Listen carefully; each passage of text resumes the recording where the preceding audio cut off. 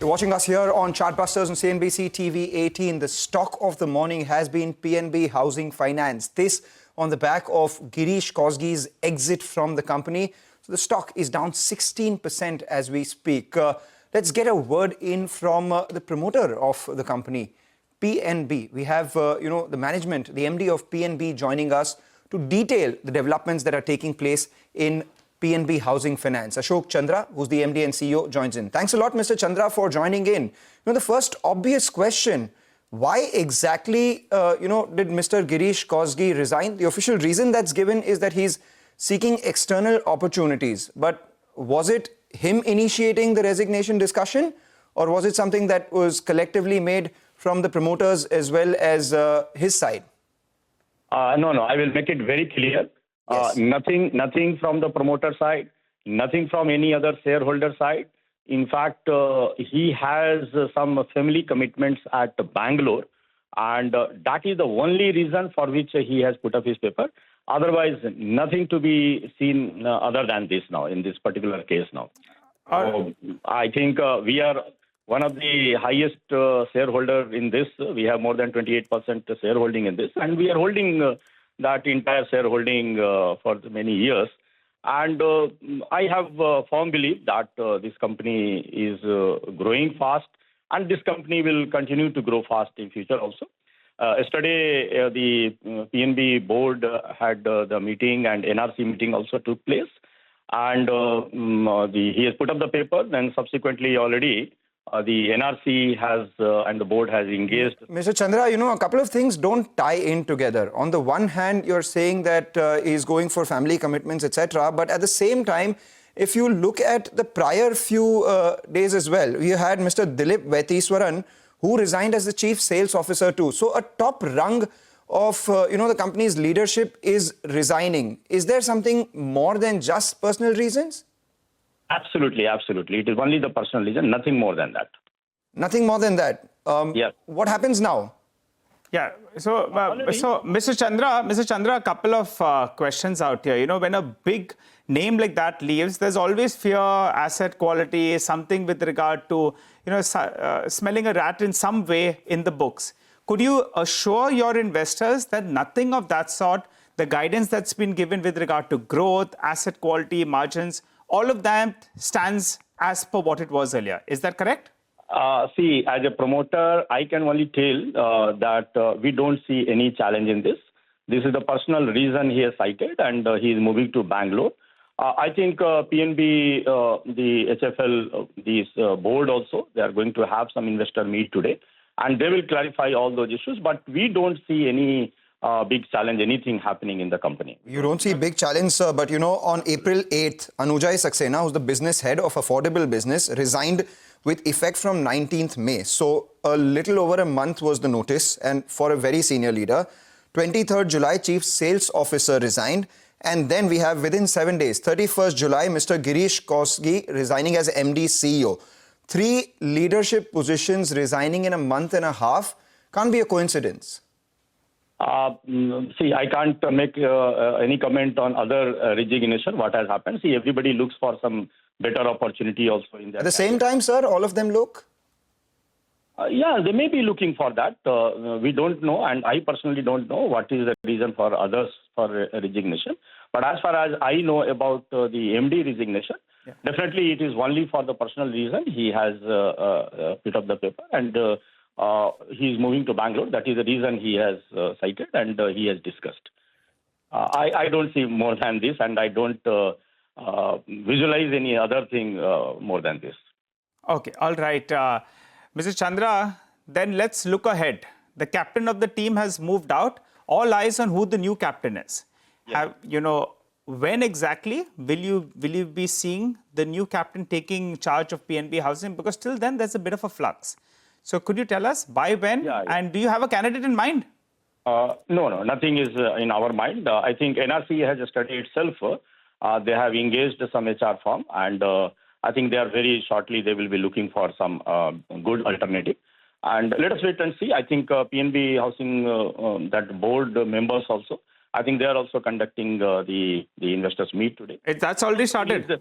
They have also released the press release, I believe, today. So I think they will explain all those things, what is the process they are following. From a PNB level, are you initiating any sort of probe on PNB Housing Finance's books because of the leadership changes that have happened? No. Because the growth has been extremely phenomenal. Ever since he was appointed to now, the stock market has rewarded the growth as well. And typically, when in a low credit growth environment, a company grows very fast, you can attribute it to, the leader doing extremely well, or you can also attribute it to maybe that being risky growth. Could you give us some sense? No, we have not visualized anything, and we don't see any such challenges which you are talking about. So no asset quality problem, no growth-related issues, or supernormal growth taking place in the company, not impacting the balance sheet with his exit and the exit of the senior leadership. So you're confirming that. One thing always you should see that we are one of the promoters. We are not managing the day-to-day affairs of that company. There is a separate board is there, and very good constitution is there of the board members. See, and all those things are being discussed in the board and other committee meetings. So I think they have not. Let us have the confidence in the board and let us move forward. Okay. All right. Could you tell us whether the new candidate will be coming in from the PNB group itself, or will it be an external candidate?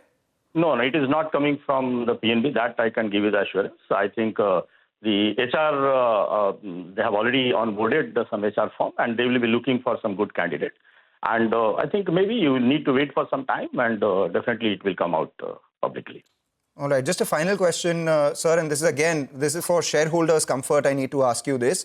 3 senior leadership resignations that take place post-April, and just around that time, on 3rd May, Carlyle Group goes ahead and sells their 10.5% stake in the company for around 2,700 crores as well. You do not put all of them together, do you? See, when PNB is holding 28% plus share, and when we have not exited anything for the last 2 years, 3 years, and this year also, whatever instances you are quoting, we have not done any exit. So you should believe that, yes, we have... a company growing very fast, then you have a PE exiting, then you have the top leadership exiting. So it's... I can't make any comment on others' exit. I can just comment about... it's not the action, it's the timing, sir. It's not the action. I mean, it's a PE. PEs have to exit at some point in time. And there are leaderships, which move out. It's not the action. The action is absolutely well in line with corporate, practices. But it's the timing of all of them happening together. That's what has the street so worried. No, I have already explained the PNB position on that, and already matter has been seized at the board level and the NRC level. So let us wait and see that how the further things evolve. As of now, PNB doesn't see any challenge, and we are still holding our share in that. And you're the promoter entity, and unlikely event, but I'll have to ask you, since the stock price is down 15%, your investors, PNB Housing Finance investors, they are fretting a little bit in spite of your clarification. Is there a possibility you go ahead and just, buy some shares from the open market as the promoter entity? No, we are not. As of now, we don't have any such plan. Okay. All right, Mr. Chandra, just had to ask you, clear the air on that front as well. So you're confident about business. You're looking at the new captain coming on. You'll have started the search as well. And the candidate will be from outside of the PNB group. More importantly, he assures the street that there is nothing wrong no with problem the books with the books of the company. All of these exits, including the PE exit, are just coincidence that they've happened at the same time. So we take PNB's word on that. They continue to hold 28% stake in the company. But the street has other plans. The stock's still down 16%. Take a short break, come back on the other side. We get more markets and stock-specific action. Stay with us.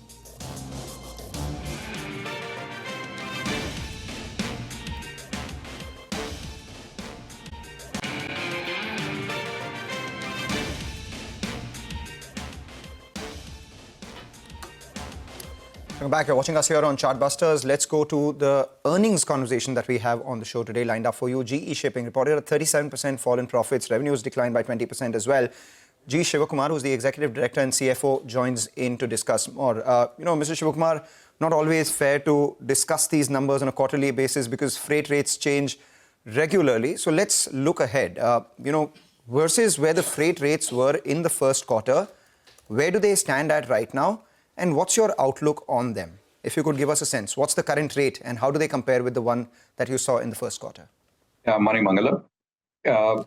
Freight rates currently are at or slightly higher than where they were in the first quarter. For dry bulk, yes, they're a little bit higher.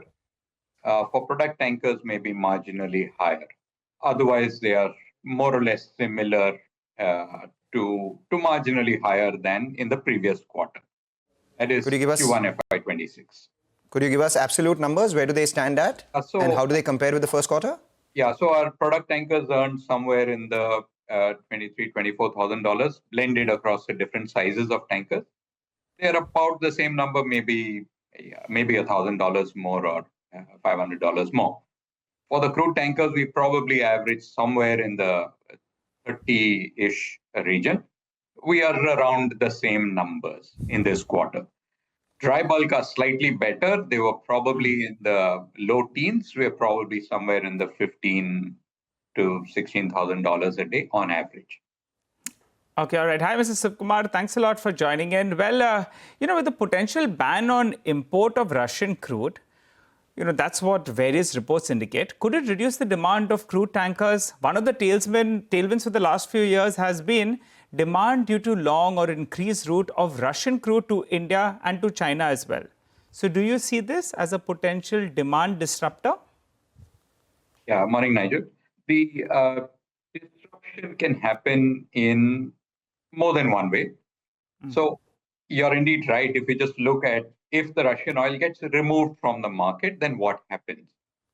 So one is it can get substituted by, say, Middle Eastern oil, which is the swing producer of oil and which has spare capacity, and which is, yes, a shorter voyage, and therefore has a negative impact on tanker ton miles and therefore on demand. But what's happening at the same time is that a lot of tankers are getting sanctioned. Ships that were carrying Russian oil are getting sanctioned all the time. Just yesterday, we saw 60 ships which are connected with the Iranian trade getting sanctioned. So it's not just the supply that gets taken out, it's also the supply of ships sometimes that gets constrained. But yes, the first impact of a removal of the Russian trade will be a negative for the tanker markets because it will be substituted by, and assuming that that can be implemented, it'll be a negative for the market because it'll be negative in ton mile terms. All right. Last time, you did speak about looking at buying some vessels, and you've contracted to buy a Kamsarmax, if I pronounced that correct, dry bulk carrier. If you could give us a sense on what price have you agreed to buy it at, and what stage of the cycle are we when it comes to purchase and sale of assets? Yeah, we don't give details of the price. Rough estimates? No, we should rather keep off that. These are confidential with the sellers. This is a second-hand ship. This dry bulk values, especially for the smaller bulk carriers, of which the Kamsarmax is one, are lower in historical terms than tankers. And that's why on a relative basis, they make more sense than tankers currently. What has also happened is that in the last 8 or 9 months, we have sold 2 of our older bulk carriers. We wanted to replace them. I think I've mentioned in the past that we are because we are not very happy with the prices currently, and we don't think you'll make a huge amount of huge return on these. We are just focusing on maintaining the capacity. So we switched from the older ships to more modern ships, more fuel-efficient ships. This is one of those transactions where we are replacing the capacity that we sold recently. All right, so the reversing trend of order book for various categories of ships, from 2017, if a product chart, all the way till around 2024, appears to have reversed. Now, shipyards, they appear to have a lot more orders in the last year or so. My question to you is, would that be a structural headwind for shipping rates as more supply is expected in the coming years? Yes, at first glance, it is a headwind because there are new ships being delivered. However, one thing to keep in mind is that even as new ships are delivered, ships are aging out. New energy carbon emission norms can make it difficult for some very old ships to trade as well. So that's something to consider. There are old ships in the fleet as well that are running. Okay. But the first impact is that it's negative for shipping because there are ships joining the fleet. But you're saying that it'll just be a near-term headwind, and then there are some of these ships that are as is obsolete and they're old. So then it matches. It could set off each other in the time to come. Is that correct? That's the cycle corrects itself by removal of ships. That's the standard way the commodity cycle plays out. Capacity gets removed. One would have liked for demand to increase as well for the supply to come by, but currently in the global scenario that we're in, that looks like a distinct possibility. So the next few quarters, perhaps not as good. The one thing that is good for you is, the delta that you would get from the renegotiation of rig rates, the offshore rig rates. Could you give us a sense on where you stand at right now and what is the next renegotiation coming up? Yeah, so we have tied up some contracts for our rigs. Rates have not been great. The market, which was progressing very satisfactorily all the way up to early 2024, got a shock when Saudi Aramco off-hired about 24 rigs within a period of 3 to 4 months. Suspended contracts, technically. And as a result of that, rates have dropped off quite a bit for long-term contracts. The short-term contracts continue to be at pretty decent rates. So there's not going to be a whole amount of upward impact from improvement from rig rates. We currently have 2 rigs, one of which is idling and the other one is earning a very marginal standby rate. So that's not a big positive impact for our results. The vessels business has got repriced significantly higher, and that's contributing a lot to the profitability. The rigs, not so much. We have had 1 3-year also repriced, but at a lower rate than the previous contract. So there is no positive impact coming from the rig repricings currently. And we have all these rigs due for repricing, 3 rigs due for repricing next year. So what would the normalized scenario is there? So once they're repriced, what would the normalized EBITDA run rate for this vertical look like for you from here on? No numbers. Again, we don't give out projections, but we are not expecting an improvement from our run rate of the last quarter in offshore. All right, sir. Always a pleasure talking to you. Thanks a lot for joining in here on CNBC-TV18. I'll tell you what, with the way things are moving globally, I think we'll have to have a chat in the next month or so. So we request you to please join back and give us an update. For the time being, we take a break, come back, continue our focus on markets.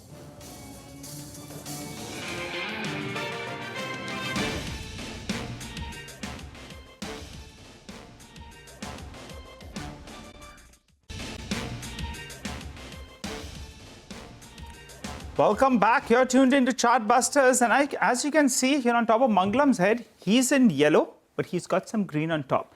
These 3 indices, though, continue to trade in the red. So hopefully, as we wrap up on Chartbusters, the team of Trading Hour joins in, and maybe we'll have all the 4 indices that move into the green. Stay tuned. The team of Trading Hour is standing by. Just continue to hold those. Just continue to hold those. Maybe, if you hold them, they'll move higher from here on. Thank you for watching.